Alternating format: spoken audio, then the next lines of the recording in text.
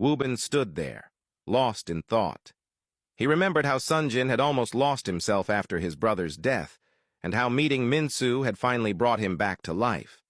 Now, everything was falling apart just like that.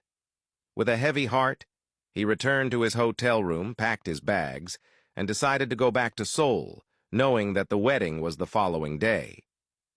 Meanwhile, in her room, Kim stood smiling, looking at the pictures of Sonjin on the wall. Talking to herself, she expressed how happy she was that she was finally getting the chance to be with him after all these years of admiring him. She told herself that she was ready to do anything to make him love her and to show him that she was on his side no matter what.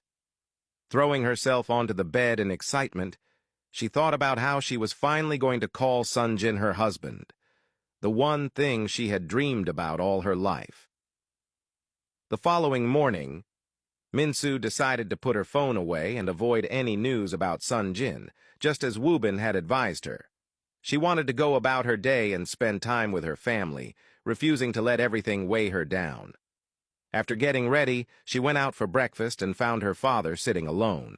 She joined him and asked where her mother was. He told her that she had gone to the restaurant early to sort out some newly arrived stock. With a smile, Minsu told her father that she wanted to embrace spending time with them, as she hadn't seen them in a long time.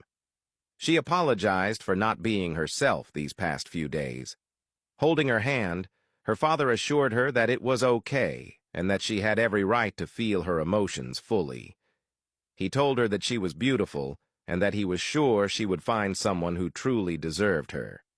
She smiled and told him he was the best father ever.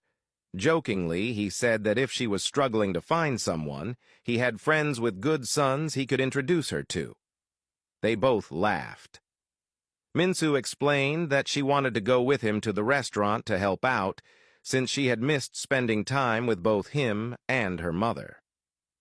Her father happily agreed, relieved to see his daughter slowly returning to herself, despite the heartbreak she had endured. As they sat there enjoying breakfast, the doorbell rang. Minsu's father mentioned that he had a friend coming over to talk and assumed it was him. He stood up to answer the door, but when he opened it, he was stunned to see Sonjin standing there. Recognizing him immediately, he didn't say a word. He simply punched him.